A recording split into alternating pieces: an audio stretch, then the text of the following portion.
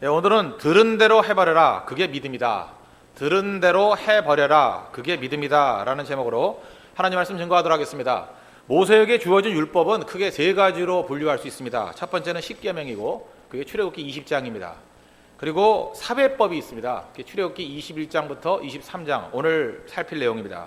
그리고 세 번째는 의식법이 있습니다. 25장부터 31장까지. 그러니까 어떻게 성막을 만들고 어떻게 제사를 드릴 것인가 하는 그 예배 드리는, 제사 드리는 방법, 의식법이라고 합니다. 이 세 가지로 나눌 수 있다는 것입니다. 오늘 살필 내용은 사회법입니다. 출애굽기 21장부터 23장까지의 내용입니다. 굉장히 방대한 내용인데 이 세 장을 어떻게 풀까? 이 세 장을 풀어나갈 수 있는 어떤 기준과 초점이 필요하다고 생각하는데 그것은 핵심 개념을 중심으로 풀면 풀릴 수 있다고 생각을 합니다. 두 가지 개념입니다. 첫 번째는 생명, 두 번째는 코람데오. 그러니까 이 사회법의 원리, 율법의 그 흐르는 원리가 뭐냐면 생명을 추구하라. 이게 첫 번째 원리입니다. 무조건 살리는 쪽으로 가라. 생명을 추구하라. 이게 21장과 22장의 내용이고, 그 다음에 두 번째는 하나님 앞에서 살라. 코람데오의 인생, in the face of God. 신전의식이라고 그러죠. 하나님 앞에서 살아가라. 이 두 가지 내용을 가지고 살피면은 이 사회법의 정신과 사회법의 내용들을 정리할 수 있다고 생각합니다. 차례대로 살피겠습니다. 첫 번째는 생명을 추구하라는 것입니다. 또 다른 말로 하면 살리는 데 초점을 맞추라는 것입니다. 그러니까 율법 정신은 생명에 있습니다. 살리는 데 있습니다. 그래서 이 법 내용은 인간 존중법인데 21장부터 22장까지 7가지 법이 나옵니다. 첫 번째는 노예법, 두 번째는 살인법, 세 번째는 부모 상해법, 네 번째는 상해법, 다섯 번째는 소유주 책임, 여섯 번째는 정당 방위, 일곱 번째는 나그네와 가난한 자에 대한 대처. 이렇게 7가지가 쭉 나와 있다는 것입니다. 근데 7가지를 뭐 다 살필 것도 중요하지만 핵심이 뭐냐? 살리는 데 초점을 맞춘다는 것입니다. 그래서 우리가 어떤 사람을 바라볼 때 이 사람이 하나님께로부터 왔는지 안 왔는지 그걸 알 수 있는 방법이 있습니다. 그 사람이 주장하는 내용, 그거는 우리가 잘 파악을 못 하잖아요. 금방 이해를 못 할 수 있지 않습니까? 그거 갖고 모르고 목적이 무엇인지를 보면 금방 알 수 있습니다. 이 사람이 지금 누구를 살리려고 하는 거냐? 그러면 하나님께로부터 온 것이고, 하여튼 말은 아무리 가머니설이라 할지라도 죽이는 게 목적이다 그러면 그건 하나님께로부터 온 것이 아니라 그거는 마귀로부터 온 것이고 세상으로부터 온 것이다. 이렇게 생각하면 틀리지 않다는 것입니다. 그럼 하나님의 율법과 세상의 당시의 이방법과 어떤 근본적인 차이가 있느냐? 한번 예를 들어보면 이런 겁니다. 겉으로 볼 땐 비슷해 보여요. 근데 근본적인 차이가 있습니다. 율법과 당시의 이방법의 접근의 차이점. 예를 들면 민수기 5장 11절 이하에 보면은 이런 문제가 나옵니다. 자기 아내가 탈서를 했다라고 의심하는 경우가 있어요.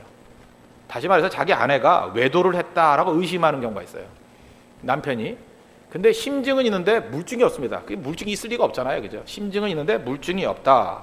그러면 성경은 뭐라고 접근하는지 아십니까? 그렇게 남편이 아내를 의심하게 되면 제사장에게 데려가라. 그럼 제사장이 해야 될 일이 뭐냐? 그 성막 바닥에 떨어져 있는 티끌이 있죠. 또 다른 말로 재미다. 이렇게 번제드리고 난 다음에 잿가루가 있을 거 아니에요.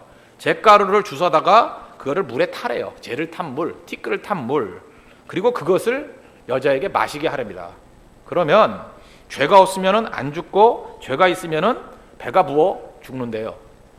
민수기 5장 22절 보니까 이 저주가 되게 하는 이 물이 내 창자에 들어가서 내 배를 붓게 하고 내 넓적다리를 마르게 하리라 할 것이요 여인은 아멘 아멘 할지니라. 여자가 그 받아먹으면서 아멘 아멘 그 뜻대로 됩니다 라고 마시라는 거예요. 그럼 한번 제가 물어보겠습니다. 일반적으로 이 죄를 탄 물을 마시면 죽습니까? 안 죽습니까? 안 죽어요. 약간 더럽긴 하지만 안 죽어요. 죄를 탄 물을 먹고 죽는 사람이 어디 있어요, 그죠? 그러니까 전반적인 얘기는 뭐예요? 이걸 마시면은 그죠? 안 죽어요. 안 죽는데 혹시라도 하나님께서 이 여자가 너무 악한 여자예요. 그래서 이게 죽여버려야 되겠다. 이렇게 마음 먹으면 죽을 수도 있죠. 그래서 종종 죽기도 하는가 봐요. 그러나 이 정신은 뭡니까? 사람은 속일 수 있어도 하나님은 속일 수 없다라는 생각이죠. 그래서 어디에 호소하는 거예요? 양심과 신앙에 호소하는 것이고, 이 접근의 근본적인 정신이 무엇입니까? 무죄 추정의 원리예요. 그죠? 일단은 무죄다라는 것을 더 믿어주려고 그러는 거죠. 그래서 그걸 갖다가 자기의 그 올무에서 벗어나게 만드는 거. 그래서 죄를 탄 물을 먹고 죽는 게 기적이에요. 그러니까 살리는 게 목적이죠. 웬만하면 혐의를 풀어주려는 거. 반면에 그 당시에 이방의 법은 어떤 건지 아십니까? 거기도 뭐 아내에 대해서 의심이 나는 사람이 있을 거 아닙니까? 아내에 대해서 의심이 있으면 그 여자에게 진짜 독이 든 물을 먹이는 거예요. 그리고 죽느냐 안 죽느냐를 보는 거예요. 결백하면 안 죽을 거고 죄를 지었으면 죽을 것이다. 그러면 여러분 생각해보세요. 독이 든 물을 마시면 죽습니까? 안 죽습니까? 죽지요. 그러면 그때는 또 특별히 하나님이 함께 하셔가지고 기적적으로 살 수도 있죠. 사는 게 기적이죠. 그럼 여러분 같으면은 어떻게 여러분을 대접해 줬으면 좋겠어요? 의심스러우면은 독을 탄 물을 주는 게 좋겠어요? 아니면은 죄를 탄 물을 주는 게 좋겠어요? 잘 보세요. 똑같은 얘기 같이 보이죠? 뭐 논리를 말하는 사람, 어떤 뭐 이렇게 그 명분론자들은 그럴 거예요. 어쨌든 결백하면 살 거 아니냐? 뭐 하나님 믿는다며? 그렇죠. 결백하면 살 거 아니냐? 뭐 독을 먹든 뭘 먹든 간에 다르죠. 그러나 근본이 하나는 뭐예요? 배경이 죽이려고 하는 접근이고 하나는 살리려고 하는 접근이라는 것입니다. 그래서 똑같이 하나님께 맡기는 것이다. 그래도 내용이 다르죠. 이게 바로 율법과 당시 이방법의 차이점이었다는 것입니다. 그래서 마귀는요, 세상은 특징이 뭐냐 하면 할 수만 있으면 죄인 만들려고 그래요. 할 수만 있으면 죄인 되기를 오히려 바래요. 그래서 털어서 먼지 안 나는 사람 없다고 그러잖아요. 그래서 다 털어가지고 누구든 죄를 만들어가지고 죄인 되게 만들어버리는 것, 이게 마귀의 접근 방법이고 세상의 접근 방법이라는 것입니다. 그러나 성경은 어때요? 할 수만 있으면 혐의를 벗어나게 만들려는 접근이고, 그리고 도저히 놔둘 수 없는 죄인이라 그러면 하나님이 직접 심판해 주십시오. 그런 접근이에요. 하나님이 직접 심판해야지 우리가 하는 게 아니라는 거죠. 그리고 하나님이 심판하신다라는 믿음이 배경에 깔려 있는 것입니다. 다르죠? 이 부분을 알고 있어야 된다는 것입니다. 그래서 우리 모든 성도들이 접근할 때 그런 접근을 해야 된다는 거예요. 우리가 홍대 세교회가 홍대 일대에 와가지고 복음을 증거한다 그랬습니다. 근데 이게 잘못돼가지고 뭐 홍대 근처에 있는 사람들은 다 죄인이다, 이렇게 정죄의식을 갖고 나가는 거, 그 성경적인 접근이 아니에요. 우리가 똑같은 다 죄인인데 그리스도의 말씀으로 변화될 수 있다. 또 그들에게는 아름다운 모습이 있을 것이다. 오히려 예수 잘못 오래 믿은 사람보다도 더 순수한 마음이 있을 것이다. 하나님께서 그들을 변화시키면 더 크나큰 일을 할 것이다.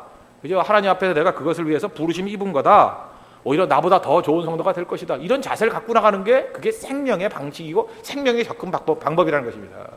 이게 율법 정신이에요. 그러니까 율법 정신을 제대로 이해하지 못하면 하나 말씀 들고 사람 찔러 죽이는 인생밖에 될 수 없다는 것입니다. 그러니까 바리새주의라 그러죠. 율법주의라 그러죠. 율법의 근본 정신은 살리는 데 있다는 거 잊지 마시고, 우리가 될 수 있으면 다른 사람들이 혐의를 풀어주고 살리고 세워나가는 우리 믿음의 신실한 종 되기를 바랍니다. 이런 취지를 보면 7가지 법 간단히 한번 살펴볼게요. 뭐 다 이해가 됩니다. 첫 번째는 21장 1절부터 11절까지가 노예법인데, 노예제도는 영구적인 게 아닙니다. 2절 보십시오.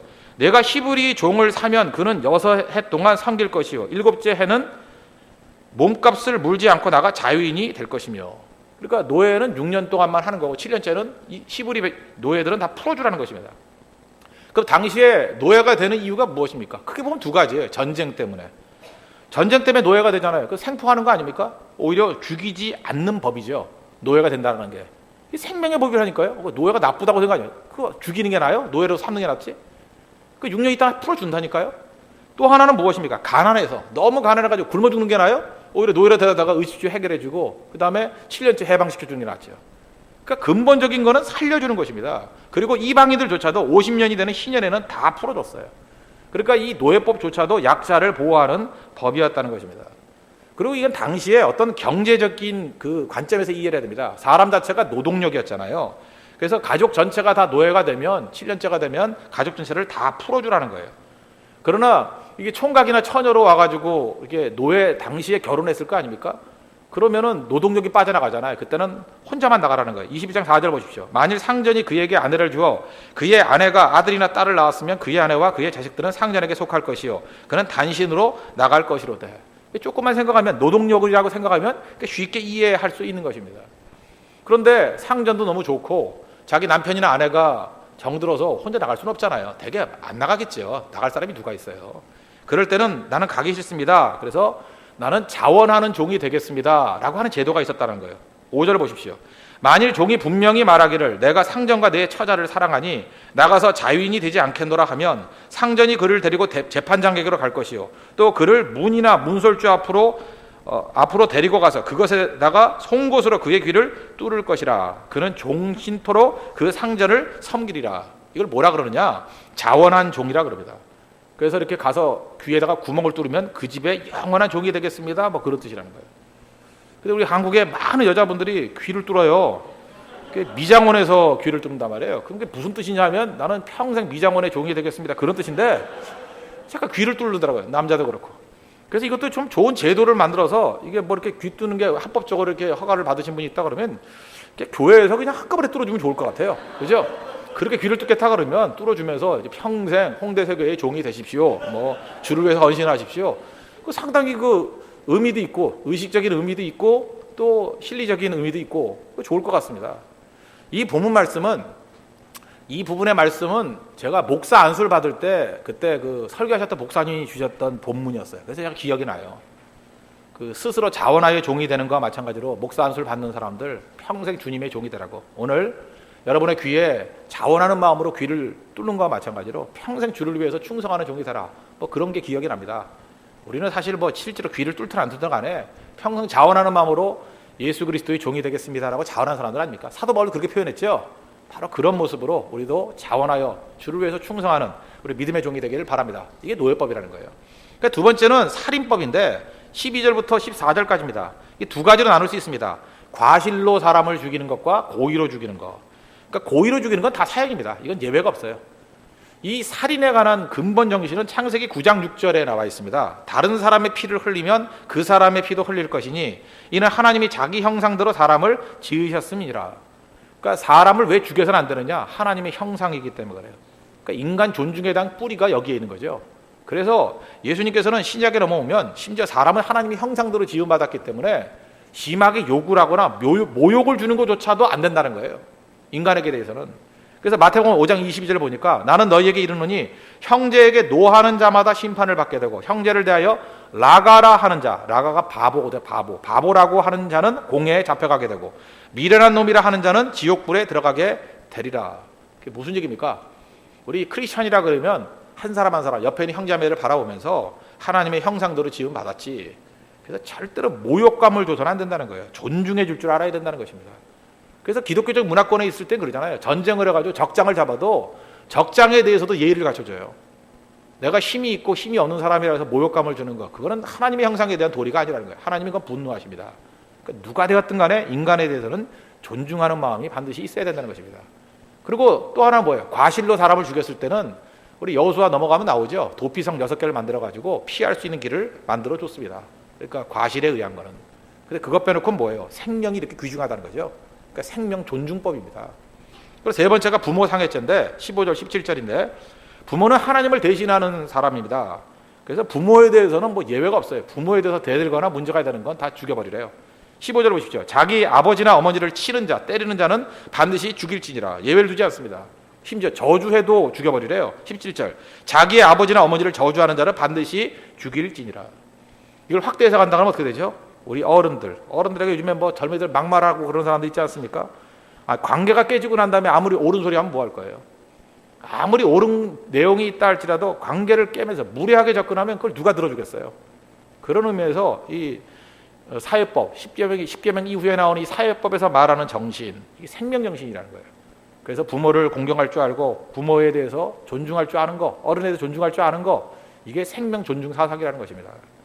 그리고 네 번째 상해죄인데 같은 비율로 갚아주라는 거죠. 우리 보통 말하는 뭐 눈에는 눈, 이에는 이, 이게 바로 여기입니다. 23절, 24절, 25절 보십시오. 그러나 다른 해가 있으면 갚되 생명은 생명으로, 눈은 눈으로, 이는 이로, 손은 손으로, 발은 발로, 된 것은 된 것으로, 상하게 한 것은 상함으로, 때린 것은 때림으로 갚을지니라. 이걸 뭐 잔인하다 그러고 막 이러는데 뭐 어떤 사람 그래요. 신약의 하나님과 구약의 하나님은 다르대요. 구약의 하나님은 잔인한 하나님이고 신약의 하나님은 좀 뭐 부드러운 하나님이고, 참 몰라도 한참 모르는 거죠. 지금 여기서 말하는 이 내용은 뭐예요? 이게 국가가 제정한 국가적인 입법이 된 내용이에요. 그러니까 국가법이에요, 국가법. 그리고 우리 개인적으로는 이렇게 하면 안 되겠죠. 눈에는 눈, 이에는 이. 개인이 이렇게 해서는 안 되겠잖아요. 한번 생각해 보시죠. 어떤 사람이 이렇게 불을 질렀어요. 그럼 국가에서는 방아쇠라고 해서 잡아가야 되죠. 국가법이 그걸 안 지키면 안 되잖아요. 그러나 개인이 자기가 뭐 사랑하는 마음과 관용하는 마음이 있어서 그냥 용서해 줄 수 있죠. 그러니까 형법과 민법이 다른 거와 똑같은 거예요. 여기 있는 건 지금 국가법이라고 해요. 형법이라고 해요. 우리나라에 이런 예가 있었죠. 그 뭐 50년대 초인가에 손양아 목사님, 자기의 사랑하는 두 아들을 그 친구가 죽였죠. 그렇잖아요. 그러니까 국가법으로는 그건 용서할 수 없죠. 살인죄니까. 그러나 그때는 뭐 혼동기 이래서 그런지 그게 국가법이 잘 적용이 안 되는가 보죠. 이 손양아 목사님이 했던 방식이 무엇입니까? 개인적인 접근을 했잖아요. 그 사람을 용서해 주고 자기의 양아들로 삼았죠. 다른 거잖아요. 그러면 이건 개인적으로는 얼마든지 긍휼을 베풀 수 있고 사랑을 베풀 수 있지만 국가의 법으로는 이거 지킬 수 있는 거 아니겠습니까? 그걸 혼돈해서는 절대로 안 된다는 것입니다. 이건 지금 형법에 관한 문제예요, 지금. 그리고 또 하나, 이 법도 이 안에 굉장히 생명적 정신이 있다는 것입니다. 눈에는 눈, 이에는 이. 이걸 잔인하다 그러는데 한번 일상생활에서 한번 보세요. 누가 여러분 와가지고 따기를 한다 때렸어요. 그러면 한 대 맞고 가만히 있을 것 같아요? 턱을 날려버리죠. 안 그래요, 여러분? 우리 초등학교나 이럴 때 애들하고 막 싸우잖아요. 금 거놓고 금 넘어온다 그러잖아요. 그러면 한 대 툭 쳐요. 그러면 그 때린 만큼만 때려요? 더 세게 패죠. 안 그래요? 한 사람이 주먹을 치면 나머지 넘어뜨려서 발로 밟아버리죠. 그러니까 눈에는 눈까지만, 이에는 이까지만. 이게 무슨 얘기입니까? 감정적으로 대처하지 말라는 거예요. 감정적으로. 최대한 네가 당한 것만큼만 하는 거. 네가 아직 정신이 덜 돼가지고 그 정도까지밖에 안 되지만 그거는 넘어서지 말라는 거예요. 이것도 생명 존중 사상이죠. 이게 보기에 따라 다 틀린 거라고요. 당시의 인간의 죄성을 바라보고 하나님께서 주신 말씀이라는 것입니다. 감정적으로 더 이 과잉 보복하지 말라는 거예요. 그 다음 다섯 번째는 소유주의 책임입니다. 이거는 뭐 기독교 문화권에 있는 나라들은 굉장히 중요한 법인데 어떤 동물들 같으면 버릇과 속성이 있지 않습니까? 29절 보십시오. 소가 본래 받는 버릇이 있어. 소는 받는 버릇이 있잖아요. 이렇게 머리로 뿔로 받아버리잖아요. 근데 막 풀어넣어가지고 사람들 다치게 하면 그 책임져야 된다는 거예요. 또 하나, 구덩이는 사람 빠질 수 있잖아요. 그거 방치하면 안 된다는 거죠. 33절. 사람이 구덩이를 열어두거나 그 구덩이를 파고 덮지 아니함으로 소나 나귀가 거기에 빠지면 그 책임지라는 거예요. 그러니까 피해 당할 수 있는 가능성이 있으면 사전에 피해를 방지할 줄 알아야 된다는 것입니다. 이게 기독교 국가에서 이 개념이 보편화되어 있어요. 이게 십계명 이후에 사회법 정신이거든요. 율법 정신이거든요. 근데 실제로 우리가 살아가는 건 어때요? 우리는 피해 방지보다는 알아서 피하는 거죠. 그러지 않아요? 어디 가다 구덩이에 빠졌어요. 그러면 구덩이 파놓는 사람 욕하기보다도 잘 보고 다니지. 그러지 않아요, 우리는? 안 그래요? 누가 팠어? 그러고 막 그거 소송하고 그런 사람들 드물 거라고. 드물고 그거 잘 보고 다녀야지. 그러길래 눈 뜨고 다니지 뭐 하냐. 그러지 않아요? 우리하고 접근이 다르다는 것입니다. 그래서 특별히 미국에 이민을 갔거나 미국에 뭐 여행을 간 분들이 좀 이해를 못하는 게 있어요. 이게 눈이 많이 오잖아요. 눈이 많이 오면 집 앞에 눈들을 치우려고 혈안이 돼 있어요. 이유가 뭐냐? 한두 번씩 다 당하거든요. 자기 집 앞에 눈을 치우지 않아가지고 누가 넘어지잖아요. 그럼 엄청나게 배상을 해야 돼요. 보상을 해줘야 된다고. 그럼 우리 한국 사람 같으면 이해를 못해. 아니 거기 누가 넘어지래? 그렇잖아요. 거기 누가 넘어지래? 조심해서 다니지. 왜 지가 넘어지고 괜히 우리한테 와서 난리야. 우리는 눈을 치우는 거는 그냥 좀 좋은 사람이고 안 치워도 별 문제 없잖아요. 근데 그렇지 않다라는 거예요. 그 법 정신은 이게 율법 정신이기 때문에 피해가 있을 것들에 대해서는 사전에 주인이 철저하게 대비해야 된다는 것입니다. 이게 접근의 차이예요. 이게 혁명적인 거죠. 그래서 나중에 보면은요, 도피성 얘기를 했죠. 도피성은 어떤 곳이라고요? 이 과실로 사람을 죽인 사람이 누가 잡아 죽이려고 그러면 빨리 도망쳐가지고 도피성에 들어가 있으면 손 못 대게 만드는 거잖아요. 그런데 도피성으로 가는 길에 돌들이 있으면 가다가 걸려 넘어질 수 있잖아요. 그래서 도피성으로 가는 길은 제사장들이 철저히 청소를 해야 돼요. 돌멩이도 없게 가기 편하게. 혹시라도 도피성으로 가다가 도망치다가 어떤 사람이 돌뿌리에 넘어져가지고 잡혀서 죽었다. 그러면 제사장에게 책임을 물었어요. 너 때문에 죽은 거야. 이해가 되시죠? 무슨 얘기인지. 그러니까 제사장은 열심히 도피성에 빨리빨리 도망쳐 올 수 있도록 돌 치우고 청소하고 안내판 걸어놓고 이게 도피성 맞습니다. 뭐 이제 향후 100m 남았습니다. 이렇게 써놔야 된다는 거예요. 이게 되게 중요한 건데 예를 들어서 우리 교회도 마찬가지입니다. 교회 몇 시까지 개방을 해야 됩니까? 맨날 이런 거 물어봐요. 우리 또 관리하거나 이런 분들 그러잖아요. 몇 시까지 개방하고 어떻게 해야 됩니까? 그러면 제가 이렇게 설명을 해요. 교회는 성도들이 될 수 있으면 편하게 와가지고 기도하고 마음껏 기도하고 돌아갈 수 있게 해줘. 저는 그렇게 요청을 해요. 그게 무슨 얘기입니까? 할 수만 있으면 교인들이 많이 와서 자정도 깨까지 기도할 수 있게 만들어주는 거. 물론 무한대로 하면 그 준비하고 또 지키는 사람이 힘들어지니까 한계는 있겠지만 될 수 있으면 기도를 할 수 있게 만들어주는 게 중요한 거 아니에요? 근데 반대일 수 있죠. 할 수만 있으면 교회 오는 걸 불편하게 만드는 거예요. 그죠? 오기만 하면 문 다 걸어 잠그고 숨 막히게 만들어버리고, 그죠? 숨 쉴 수 있으면 세워, 뭐 아니면 뭐 산소통 들고 오든지 뭐 이러고, 그죠? 막 덥게 만들고, 시끄럽게 만들고. 그래서 할 수만 있으면 교회 못 오게 만들면 관리인으로서는 편하죠. 안 편하겠어요? 뭐 아무도 안 오는데요. 뭐 그러면 되잖아요. 그럼 그게 악하다라는 거예요. 그죠? 악하다라는 거. 그렇게 하면 안 된다는 거예요. 자기에게 맡겨준 것이 기능할 수 있도록, 충분히 기능할 수 있도록 만들어주는 거. 그게 법정신인 거예요. 생명이죠, 생명. 이런 정신 갖고 나아갈 줄 알아야 된다는 것입니다. 그리고 여섯 번째는 정당방인데 22장 1절부터 15절입니다. 그러니까 2절 보십시오. 도둑이 뚫고 들어오는 것을 보고 그를 쳐 죽이면 피 흘린 죄가 없으나, 뭐 도둑 오는데 뭐 때려 죽이는 거 뭐 문제 없죠. 우리나라는 정당방위 잘 인정 안 하는 것 같아요. 근데 그 기독교 문화권에 있는 데서는 남의 집에 함부로 들어가면 그 총 쏴서 맞아도 할 말 없어요. 그죠? 함부로 들어가면 안 됩니다. 그죠? 이렇게 문 열려 있다고 들어갔다 큰일 나요. 들어가지 말라 그러죠. 그거 왜냐? 정당방위라고 생각하거든요. 근데 그것도 한계가 있어요. 3절 보십시오. 해 돋은 후에는 피 흘린 자가 있으리라.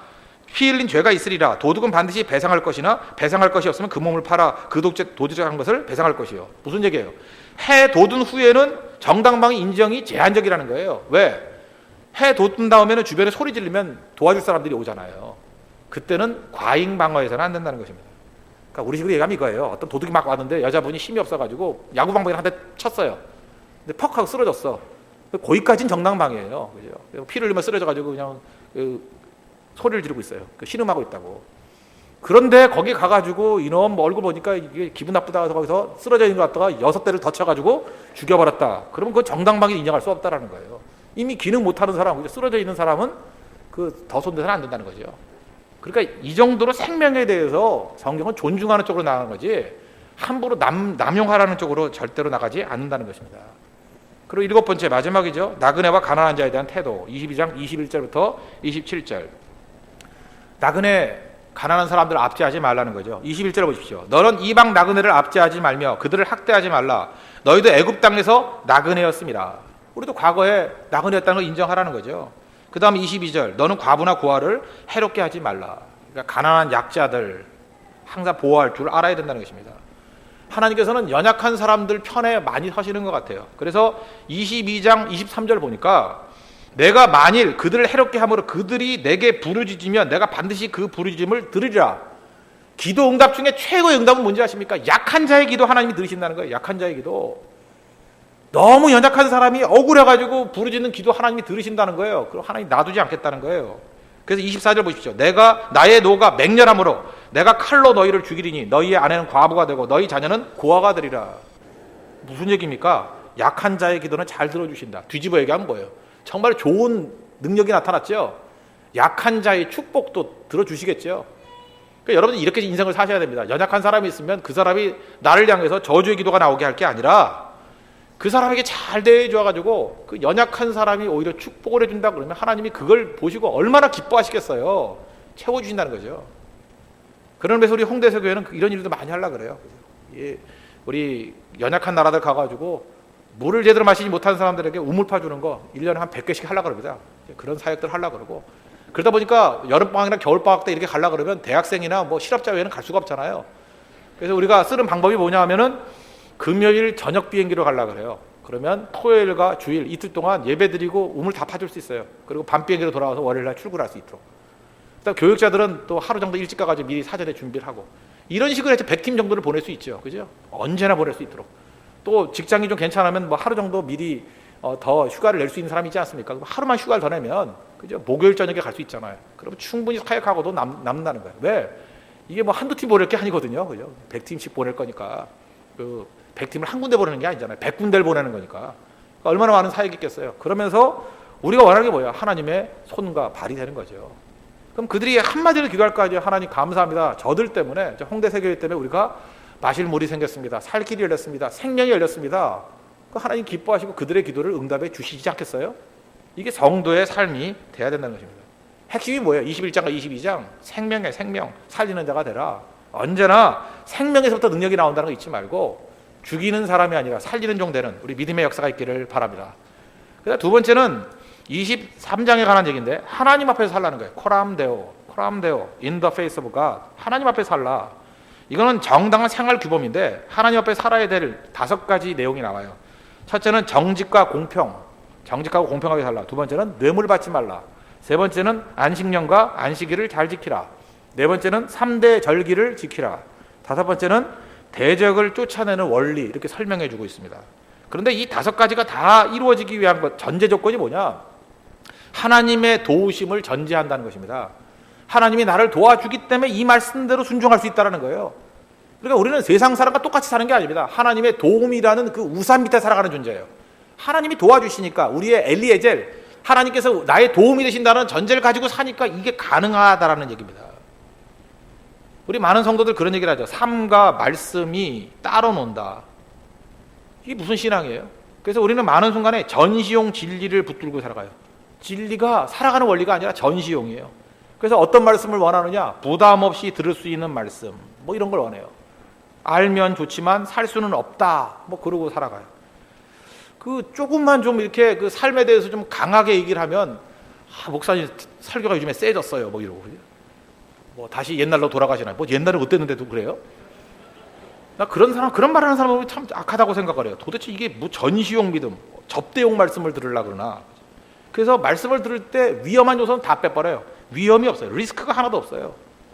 여러분, 하나님 말씀 듣는 게 얼마나 위험한 건지 아십니까? 이 말씀을 들으면 가슴이 뛰는 거예요. 이 말씀을 들으면 지금 내가 사는 방식대로 사는 게 아니라고요. 완전히 뒤집혀야 되는 거 아니에요? 그런데 우리는 그 전시용 말씀만 들으니까 적당히 믿고 적당히 살려고 그래요. 그리고 쉽게 믿고 쉽게 버리려고 그러고, 조금 믿고 조금 받으려고 그래요. 그게 무슨 기독교예요? 홍대세교에 그렇게 가지 않을 겁니다. 모세를 보시죠. 모세는 말씀을 듣고 말씀 때문에 궁중에서 광야로 갔잖아요. 여러분이 살고 있는 것이 궁중입니까? 말씀 제대로 들으면 광야로 가게 만드는 게 믿음이에요. 그래서 믿음은 거친 믿음이 있어야 돼요. 광야로 가는 믿음이 있어야 되고, 믿음은 위험한 겁니다. 그래서 여러분들, 특별히 그 학부형들, 뭐 제대로 믿지 않는 분들 그러죠. 애를 보내요. 뭐 막나이 같은 애를 보내, 교회. 그랬더니 하나님 말씀으로 변화시켜 주세요. 그러다가 진짜 말씀으로 변하다가 약간 걱정이 돼 전화를 걸어요. 이게 너무 심한 거 아니에요? 이거 이러다가 애 뭐 공부는 언제 하고, 이러다가 얘 선교사로 가면 어떡하고, 어디까지를 원하는 거예요? 착실 하나 돼가지고 엄마가 원하는 그런 몰모트 같은 애 만드는 게 목적 아니에요? 말씀이 뭐 장난치는 거예요? 하나님 말씀이 그 인생에 들어가면 말씀이 그를 휘저어서 하나님이 원하시는 모습으로 변화시키는 게 그게 말씀 아니에요? 그렇게 하나님께 드릴 줄 아는 게 그게 진정한 믿음이지, 축소된 말씀, 그죠? 전시용 말씀, 접대용 말씀에 전부 다 길들여져 있다는 것입니다. 그래서 우리가 신앙생활을 되게 힘들게 생각해요. 인위적으로 하니까. 그래서 신앙생활을 이렇게 생각해요. 내가 순종하고 내가 결단하고 내가 뭘 이루어내는 게 신앙이지 알아요. 그거 신앙생활 아니에요. 신앙생활이 뭘 내가 이루는 거예요. 내가 이루기는. 여기 뭐 내가 이렇게 결심 잘하는 사람이 그 신앙생활 잘하겠네? 그거 아닙니다. 그러니까 믿는 게 힘들죠. 세상에서 어떻게 보면 믿는 게 제일 쉬워요. 믿는 게 뭐 힘들어요? 믿는 게 뭔지 아십니까? 선포된 말씀에 붙들려 버리는 게 믿음이에요. 그러니까 믿음의 말씀이 선포되지 않으면 믿음은 생기지 않아요. 믿음은 들으면서 난다 그랬잖아요. 지금과 같이 선포된 말씀에 내가 붙들려 버리는 게 믿음이라니까요. 인간은 쉐마적 존재입니다. 쉐마가 뭐예요? 듣는다. 듣는 존재예요. 듣는 대로 변화돼요. 듣는 대로. 그래서 듣는 게 없어가지고는 절대로 믿음이 생길 수 없고, 듣는 게 없어가지고는 절대 변화될 수 없다라는 것입니다. 그래서 필요한 게 뭐냐 하면, 교회 나와가지고요, 할 일이 뭐냐? 말씀을 들으십시오. 듣기만 하면 돼요. 잘 들으면 믿음이 생겨요.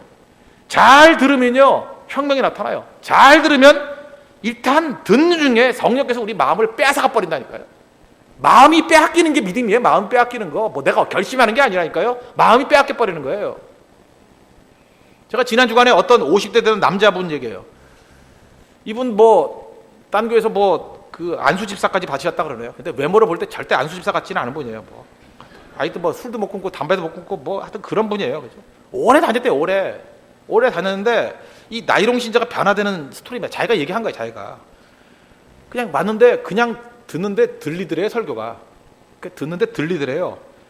뭔가 이게 들을 게 있는 것 같아서 새벽기도도 나왔대요. 그래서 계속 들었대요. 잘 들리더래요. 그분 표현하면 잘 들리더래요. 그래서 너무 잘 들려서 나중에 받아 적었대요. 받아 적어서 잠깐 듣고 싶어서 새벽에도 나오고, 그 다음에 그 받아 적은 게 있으니까 기도가 쉽더래요. 그냥 받아 적은 거대로 이렇게 말했대요. 이거 해주세요. 이거 해주세요. 청구서 말하듯이 이것도 해주세요. 이것도 해주시고 들은 대로. 그랬더니 기도가 되고, 잘 들었더니 하고 싶더래요. 뭐를. 순종이 되더래요. 그래서 그 들은 대로 그냥 했더니 그분 표현하면 능력이 나타나더래요. 자기 회사에서 그렇게 능력이 나타나 변화가 되고. 그래서 하도 신기해가지고 한 번은 술도 한번 끊게 해주세요. 그랬대요. 근데 술 맛이 없어졌대. 이제 술이 쓰대요. 며칠 가지도 않았지만 하여튼 그렇게 말을 하더라고요. 그죠? 그 다음에 자기가 선교도 할 것 같고 그렇대요. 굉장히 중요한 표현입니다. 그게 믿음이에요. 그게 믿음. 뭔지 아시겠어요? 내가 결심하고 내가 뭐 하는 게 아니고 일단 들려야 돼요. 듣는 중에 변화된다니까. 들으면 그분 딴 표현이 아니에요. 마음을 빼앗긴 거예요. 마음을. 신앙생활은 마음을 빼앗기는 거예요. 뭘 억지로 하는 게 아니라니까요. 마음 빼앗겨 나도 모르게 오는 거야. 나도 모르게. 우리 자녀들 낳지 않습니까? 자녀들 낳으면 되게 엄마나 아빠들 보면 자녀에게 마음이 빼앗겨 버려요. 요즘엔 또 자녀도 약간 우상같이 돼버린 것 같아. 가끔 이렇게 무슨 뭐 글 같은 거 보내오면 그래요. 뭐 되게 투덜려요. 엄마들. 힘들어 죽겠다. 뭐 애 안다가 뭐 팔에 뭐 근육이 생겼다나 뭐 여기 담이 걸렸다나 막 이래요. 투덜투덜 하는데 그게 그 말을 액면 그대로 듣고 그놈의 자식 나쁜 놈 그러면 안 돼요. 그죠? 엄마가 또 화를 낸다고. 그렇게 말하지만 그래도 자식이 좋다는 거죠. 많은 엄마들이 그 힘든 일을 할 수 있는 게 뭐예요? 내 자식이니까 한다 그런 얘기를 해요. 무슨 얘기예요? 자식에게 마음을 빼앗겨 버렸어요. 그래서 그게 귀여운 거예요. 그게 예쁜 거고. 자식에게 마음을 빼앗겼으니까 엄마가 애를 키우지 마음 안 빼앗기고 어떻게 애를 키워요? 그러니까 무슨 보육원이나 이런 데 가보면 가끔 신문에 나잖아요. 뭐 애 때리고 막 그냥 먹이지도 않고 묶어놓고 있고 그러고. 그죠? 그러니까 마음을 안 빼앗기니까 그래요. 애한테 마음을 빼앗겨야 그렇게 할 수 있는 거예요. 우리 남녀지간도 마찬가지예요. 남녀지간에도 보면 우리가 도대체 남자들이 이해를 못하는 게 뭐냐? 나쁜 남자를 여자들이 좋아해요.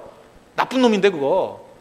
착한 남자를 별로 안 좋아하고 나쁜 남자를 좋아해요. 근데 나쁜 남자의 특징이 뭐냐면 착하지도 않고 잘해주지도 않는데 그 나쁜 놈이 그 여자의 마음을 빼앗아가 버린 거예요. 논리로 안 돼요. 이건 논리로 설명 이성으로 되는 문제가 아니에요. 아무리 옆에서 그놈 나쁜 놈이야 나쁜 놈이야 그러면 그럴수록 더 붙드는 거예요. 더 보호해줄 마음이 생기고. 그 미치는 거죠, 그죠? 이거 뭐예요? 마음이 빼앗겨 버린 거라고요. 신앙이 뭔지 아십니까? 신앙이 그거예요. 마음 빼앗겨 버린 거예요. 어떻게 하면 마음이 빼앗겨요? 하나님 말씀을 들리면 하나님 말씀은 생명 있고 능력 있기 때문에 우리의 마음을 다 빼앗아 버린다고요. 그래서 믿으려고 노력하지 마십시오. 그래서 들을 수 있는 귀만 열리면 돼요. 귀 열어놓고 그냥 들어요. 잘 들으면 마음 빼앗겨요. 지금 이 순간에도 여러분 성도들 가운데 지독하게도 예수 오래 믿는다고 하면서도 마음 못 빼앗겼던 분들 이상하게 오늘은 이상하게 마음이 열리는 거야. 나도 마음 빼앗기고 있네 지금 자꾸만. 이러다가 저녁 예배 나오는 거 아니야? 새벽기도? 그 50대 아저씨 나오는데 나도 나올 것 같은데 뭐 이렇게. 그럼 마음을 놔주면 되는 거야. 빼앗긴 대로. 그래서 신앙생활이 하나도 힘든 게 아니에요. 마음 빼앗긴 사람이 따라다니는 게 뭐 힘들어요 그거. 마음 빼앗긴 사람이 그 헌신하는 게 뭐 힘드냐고요. 마음 빼앗겼는데 마음 빼앗긴 게 믿음이라니까요. 그러므로 교회가 해야 될 일이 뭡니까? 여기 지금 다음 주부터 이제까지는 뭐 성경 공부 안 했는데 이제 팀별로 성경 공부 할 거거든요. 다윗에 관한 거. 우리가 성경 공부를 시키는 간사한 리더들 하나도 걱정할 게 없어요. 어떻게 하면 되느냐? 말씀이 흐르게 만들면 돼요. Let the word flow. 말씀 자체가 이렇게 flow, 흐르게 만들면 능력이 나타난다는 거예요. 가슴에 말씀만 흐르게 만들면 돼요. Let the word flow. 말씀만 흐르면요, 다 말씀 앞에 마음을 빼앗아가게 돼 있다고요. 그래서 히브리서 4장 12절 보니까 하나님의 말씀은 살아있고 활력이 있어 좌우의 날선 어떤 것마다도 예리하여 혼과 영과 및 관절과 골수를 찔러 쪼개기까지 하며 또 마음의 생각과 뜻을 판단하나니. 그 다음에 13절은 잘 안 읽는데 이게 중요한 거예요. 지으신 것이 하나도 그 앞에 나타나지 않음이 없고 우리의 결산을 받으실 이에 눈앞에 만물이 벌거벗은 것 같이 드러나리라. nakedness. 하나님 말씀 앞에 들어가면 내가 벌거벗은 것 같이 다 나와요. 저항할 수 없다는 거예요. 내가 벌거벗었다는 느낌이 받아요. 이거군요. 그래서 하나님 말씀이 이렇게 흐르게 만들면요, 인위적으로 조작할 필요가 없어요. 유도할 필요가 없어요. 제가 지난 특별 새벽 기도회 때 그런 걸 느꼈습니다. 그 기도회 끝나고 난 다음에 조용히 기도하는데 뭐 이렇게 시끄럽게 뭐 음악 틀어놓고 그러지도 않고 조용히 했잖아요. 그죠? 뭐 피아노 반주 이상 뭐 딱 좋은 그런 음악 틀어놨잖아요. 그죠? 말씀 증거하고 난 다음에 가만히 있는데 한 구석에서, 그것도 남자분이에요. 남자분. 창자가 끊어지는 소리가 들려요. 창자가 끊어지는 소리. 그 하나님 앞에 막 참을 수 없는 그런 창자가 끊어지는 그 소리가 들리면서 기도를 해요. 그때 느낀 게 뭔지 아십니까? 저분이 드디어 오늘 이 새벽에 하나님 말씀에 사로잡혔구나. 그거죠. 그래서 교회가 해야 될 일이 무엇입니까? 하나님 말씀을 흐르게 만들면 된다니까요. 말씀은 매혹적인 거예요. 말씀은 우리의 마음을 다 사로잡는 능력이 있다고요. 그러니까 이거 하나고 딴 거 하려고 그러니까 뭐 교회가 주차장이 넓어야 된다 그러고 뭐 건물이 넓어야 에어컨이 잘 나와야 된다 그러고 뭐 보육시설이 잘 돼 있어야 되고 뭐 타가서예요 얘가? 말씀에 매혹이 없으니까 여자분들이 맨날 그 딴소리 하는 거 똑같은 거 아니에요? 그죠? 뭐 화장빨이 안 받는다니. 기초만 좋으면 다 돼요, 그죠? 기초만 좋으면. 그 얘기 그만하겠습니다. 하여튼간에 그래. 마음만 빼앗기면 어떤 일이 벌어지느냐? 기다릴 수 있어요. 하나님의 타이밍을 기다릴 수 있다고요. 왜? 신뢰하니까. 신뢰는 거기서 생기는 거예요. 마음 빼앗기니까 기다릴 수 있는 거라고요. 하나님께서 제일 좋은 거 주시겠다 약속하신 게 믿어지는 거예요. 29절 보십시오. 그러나 그 땅이 황폐하게 되므로 들짐승이 번성하여 너희를 해할까 하여 1년 안에는 그들을 내 앞에서 쫓아내지 아니하고 내가 번성하여 그 땅을 기업으로 얻을 때까지 내가 그들을 내 앞에서 조금씩 쫓아내리라. 조금씩. 가나안에 가가지고 그냥 한꺼번에 다 쫓아낼 수 있는데 다 쫓아내서 죽여버리면 땅이 황폐화되고 들짐승이 너무 번성해가지고 니네들이 불편할까봐 조금씩, little by little, 조금씩, 그죠? drive them out 그랬어, before you. 니네 앞에서 그냥 drive out, 다 쫓아버린대요. 조금씩. 왜? 너희들이 준비된 만큼만. 이걸 믿어야지, 이거를. 왜 하나님께서 우리에게 갑자기 기도할 때 한꺼번에 왕창 주시지 않는지 알아요? 다 주면 들짐승이 번성할까봐. 우리 준비 못할까봐. 그래서 우리 홍대 세교회 성도들 아무리 복권을 사도 당첨이 안 되죠? 돼요? 안 돼요. 하나님이 절대 홍대 세교회 성도들은 복권 사봐야 당첨이 될 리가 없어. 왜? 하나님은 리드 바이 리드, 조금씩 준비 안 되는데 미리 안 줘요. 판매를 준비만 돼 보십시오. 복권 아니 아무것도 안 사도요 하나님께서 그냥 갑자기 하나님의 특별한 복권으로 갖다 부어주신다고. 그러니까 우리는 달라. 잠깐 그런 기도 받아도 하나님 내 그릇이 더 커지게 해주세요. 이 기도를 해야 된다고요. 하나님에 대한 신뢰 여기서 나오잖아요. 그리고 중요한 게 뭐냐면 하나님 말씀하시면 그냥 쉽게 믿어버리면 되는 거라고요. 잠깐 생각하지 말고. 여기 참 재밌는 게 뭐냐면 이스라엘 백성들은 하나님 약속을 한 번도 이룬 적이 없어요. 23장 31절 보십시오. 하나님이 허락하신 가나안 땅의 경계가 어디냐? 가나안이 어디까지인지 알아요? 네, 보세요. 23장 31절. 내가 내 경계를 홍해에서부터, 홍해예요, 블레셋 바다까지. 그러니까 지금 어디예요? 그 뭐 하이퐁 있는데 그쪽이니까 그 대서양 있는데. 그 다음에 광야가 아라비아 그 광야 있는데, 그죠? 그 다음에 강까지 정하고. 이걸 강이라고 새롭게 개혁 개정판에는 강이라고 했는데 원래 원문은 뭔지 알아요? 유프라테스 강이에요. 밑에 써 있죠, 번호로. 그죠? 유프라테스. 그러니까 가나안 땅의 넓이가 어디예요? 지금 이라크까지예요. 이라크까지. 그러니까 하나님이 허락하신 가나안이 얼마나 큰 땅인지 아시겠죠? 광대한 땅이에요. 지금은 요르단, 그 다음에 시리아 다 포함된 땅이에요. 다 포함된 땅. 근데 그 땅을 한 번도 누린 적이 있습니까? 없습니까? 다 못 누렸어요. 이유가 뭐예요? 믿음은 하나도 없어가지고. 그죠? 어떤 일이 벌어져요? 자기 생각에 사로잡혀가지고 좁아진 생각. 그래서 주신 것도 다 못 누리잖아요.